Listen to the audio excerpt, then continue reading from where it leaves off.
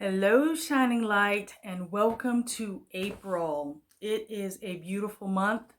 The skies are blue, there's puffy clouds, there's flowers blooming everywhere.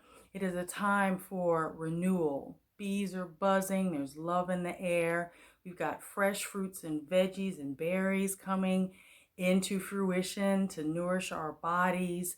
And it's a great time for us to start to clean house. Spring cleaning is what they call it. We do that for mind, our body, and our spirit.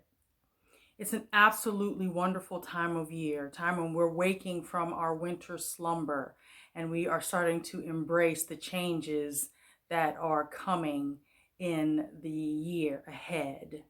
But for some of us, where this would normally be a time for happiness and a time to get out and about and to wear our beautiful colors and to embrace nature's bounty, some of us are unhappy no matter what the time of year is. All we see is dark clouds. All we feel is negativity. We can't even enjoy if someone else is happy. We're not happy ourselves. And we actually get this kind of feeling of schadenfreude or joy when bad things are happening to ourselves and to others. Now, why would someone feel this way, you think? Well, it's because these people are happy being unhappy. If this sounds familiar, stay tuned because it may be someone you know or it may be you.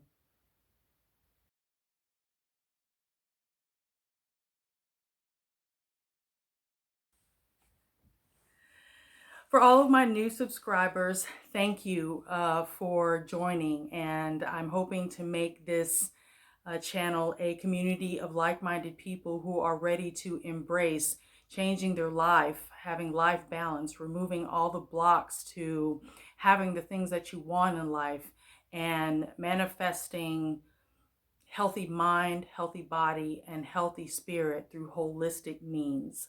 So if you'd like to know more about my channel, please subscribe and give this video a thumbs up if it resounds with you. So we're talking about why would someone be happy being unhappy, right? These are the people who, when they walk into a room, again, there's dark clouds. Their motto is, I am unhappy. Everything that comes out of their mouth is pretty much some sort of complaint, or no matter how positive you are, they just turn the conversation into negative waters, even when in the beginning they may have tried to flow along with you on the happy train, but something in them couldn't help but make a jab. Let's just go into negativity territory. These people are happy being unhappy. So why would a person want to be unhappy? Well, just like we embrace habits of good change in our life, right? Those healthy habits that we want to foster, getting up early if it suits us, going to bed early, eating a nutritious diet, eating a balanced diet, exercise, all the things that seem hard to do, but we know that are good for us, and we make the decision that we're going to do something better. When we embrace those positive changes, they bring us joy and they bring us happiness. Well, people who are happy being unhappy, they have formed the same habits through a series of unfortunate events in their life. It could be life change. It could just be, just a depressive state. It could be a trauma that is not yet resolved itself. These people, through long-term habit of thinking negatively about themselves, about the world, and about others, they don't know how to bring themselves back up into the light. Now, mind you, I'm not talking about depressive states that come from hormonal imbalance or toxicity in the body. I'm not talking about trauma. Now, trauma can bring on, of course, anxiety and depression, but untreated trauma is what puts us into the mindset where we cannot heal and we cannot grow. That's a totally different ball game. And I'm also not talking about those states that come from life changes, a new baby, which, a new loss of a job, loss of loved ones, loss of home or grief or anger, any of these sort of just, short term events that happen in our lives. I'm talking about a person who is not able to come out of a scenario that has happened in their life, and it actually fuels them to be unhappy. They get a dopamine rush from unhappy events that they hear from other people. They sit around and they're just like, it's so tragic that they happen. They love to gossip. And it's usually gossip is never really good, right? But they usually love to gossip about the misfortunes of others. And they're always going on about something that's happened to them, who's done something to them, how hard their life is. They have embraced this victim mentality, and yet they're doing nothing to change the situation. So, how do you know if you may be one of these people, or you may know them yourself? Number one, let's take a look at social media. Social media gives us a wonderful snapshot of how people react in their behaviors to certain situations. If you look at a person's social media page or even your own, and all you see is doom and gloom, memes about tragedy or something happening to you or to others, just, these sort of cryptic posts about horrible things. And it's just a general sense of just like, oh, wow, this feels awful. And every other comment is a hug or a sad face or a ton of people, giving you, you're going to get better and this is going to be great and blah, blah, blah. I'm saying specifically, I'm not talking about things that short term happen in our life. I'm talking about a long term, okay, thought process and habits where you post so much negativity and sad and victimized things on social media that, you actually are getting a dopamine rush. Just like when you post a picture of that baby, your new baby, your grandchild, or just some cute puppies. And it's like people see that and they're like, oh my gosh, that makes me feel so good. When certain people see awful things happening with other people, if you're happy being unhappy, you get off on people making comments like thoughts and prayers and how many likes do I get? I guarantee you it's addictive. You're going to go back and keep seeing how many likes, how many responses you got to your negative post. Now, some of these responses, some of these people are sycophants. They get off on it. They absolutely love just feeding off. Well, their life is, my life's better than theirs. And then you have those who truly care, but they can't do anything for you. So it's easy from afar to just push a like button, right? Because it's going to take a certain person to really get involved in what you've got going on with your life, especially if you have a series of unfortunate events and things are always happening to you, or you're always finding yourself in some sort of mess. So that's another point that I want to bring up. Okay, social media, how's that look? Secondly, have people stopped calling you or returning your calls or not wanting to hang out with you? Even the most strong people, the most grounded people, okay, they can only handle so much negativity without having to cleanse themselves, or they just flat out will just avoid people like that, because people who are on a path or trying to embrace, positivity in their life or make changes themselves, the last thing they want to do is get bogged down with someone else's negativity. Like attracts like. Misery loves company. So usually miserable people like to get together and talk about their miseries together. Happy people like to be around other people that helps fuel them. Okay? So if you find that maybe something's going on in your life and you're having a great time, and it's just like you got this friend who calls and it's always something, you're like, I don't want to deal with that. Or if you're that happy person who loves being unhappy. You're calling your people and no one really wants to talk to you, or they're making it brief, or they're like, they're there now. Yeah, things will get better. You just get the textbook responses because they don't have it in them to deal with what you've got going on. And it's not that they don't want to help you. Trust me. Anyone who loves you is going to want to do the best for you and give their all to you, but they can't. Because if you don't help yourself, there's no one else who can help you. All right? So people are avoiding you. What's another thing? You love gossip. And I mean, you love not just like, ooh, so and so got a new house and it's wonderful and great and all this other kind of stuff. Like you're really trying to like pump a person up. You could say it to say whatever you have to say to their face. But what you're saying is, oh, I'm talking about these negative things that are going on in this person's life, and it makes you feel good about yourself because you know that you live in a shabbily built glass house and you're throwing stones. Okay? That's exactly what you're doing. You're throwing stones at someone else because you need to feel good about yourself and your misery. And that's no way to be. Honestly, the only thing that does is bring bad karma to you, bad energy to you, bad luck to you. And it's just, it's kind of gross. It's really gross and unclean. And to talk about people's misfortune, now if you're just talking about it like, man, this bad thing went on and, I really pray for this person, that's a different story.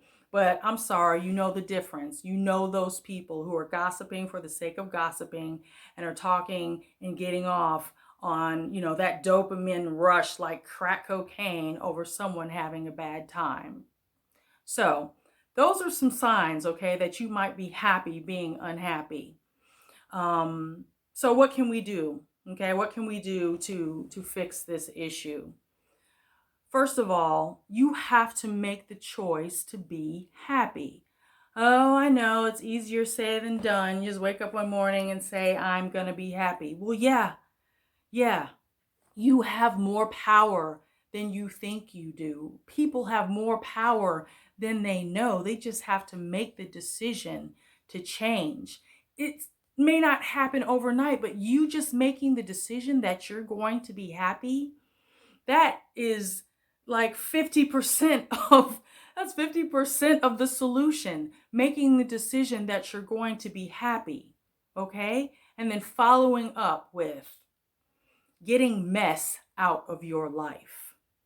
That means taking control of the bad relationships you are in, taking control of the friendships that are like crabs in a bucket and they keep pulling you down. Watching what you say about yourself. If you're being self-depreciating about yourself, and then you're doing it about others, it's like you should only be speaking goodness about yourself. You are a reflection of the divine, and you have to say that and believe that every single day. Say it until you believe it. Okay? But look at yourself instead of seeing the awful things about yourself. Oh, I don't like my hair. I don't like my shoulders. My butt is big. You have to care enough about yourself, and you have to love every single inch of you because it has been given to you and it is divine. And you have to embrace that in order to be happy. You have to be happy with yourself before you can be happy with anything or your life or the world around you. Self-care. Take care of yourself. Journal every day. When you're starting to feel those doldrums come on, when you feel like you want to be negative, get out your journal and write that information down. Just like social media can journal how your reactions to things are, and it can show how negative or how positive you are, a snapshot of your personality.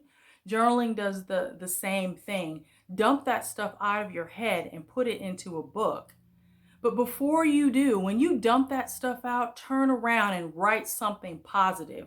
When you feel like, the world is just weighing heavily upon you, when you're just like, you want to complain about this person down the street and what they've been doing to you. Well, write it out and write the things that you could do to make your life better.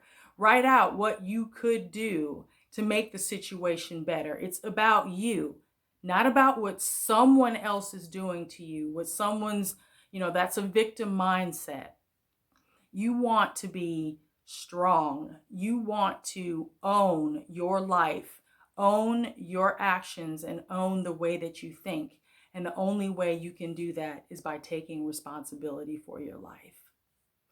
So I edited this video to add this blurb that I forgot when I was saying certain things that you can do to change your life.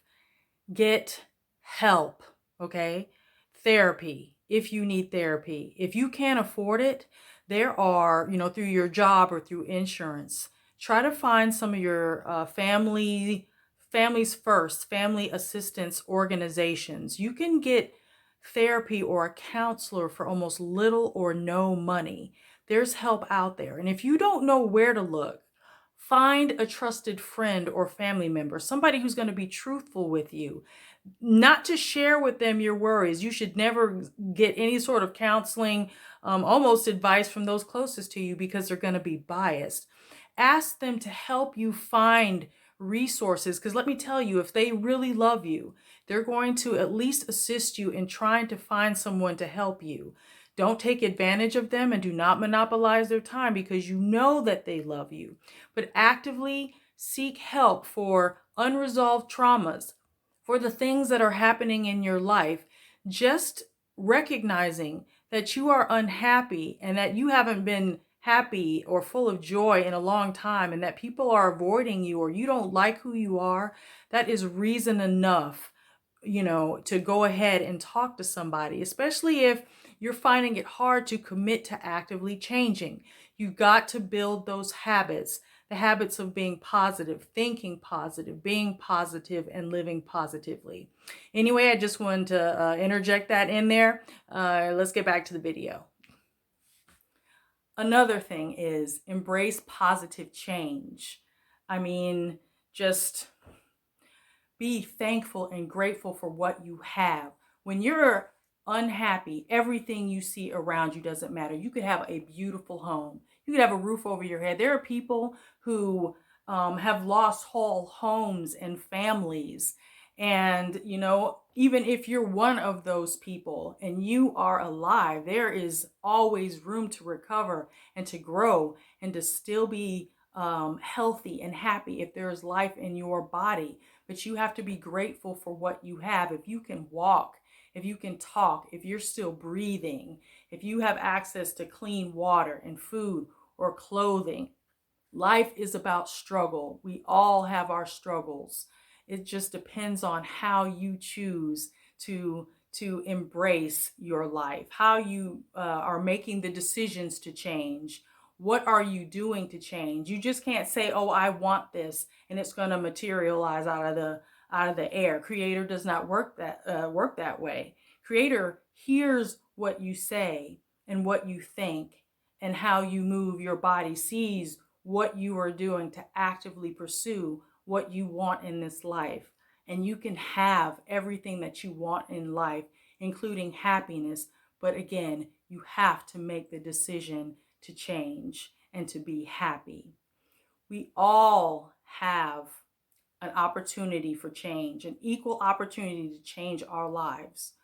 We all can rise above, no matter what we were born into, no matter what tragedies happen, no matter what befalls us. We can all choose happiness and health and choose to be happy every single day, to be strong, and to be a divine reflection of the Creator. I hope you have enjoyed this video. Please give it a thumbs up if it resounds with you. And also hit the notification bell for more videos on how you can find life balance holistically through yoga and meditation. Thank you for joining me, and we'll see you next time. I am grateful and thankful for all of you. And remember, today is a new day, and it's another opportunity for you to live and be your best self. Thank you.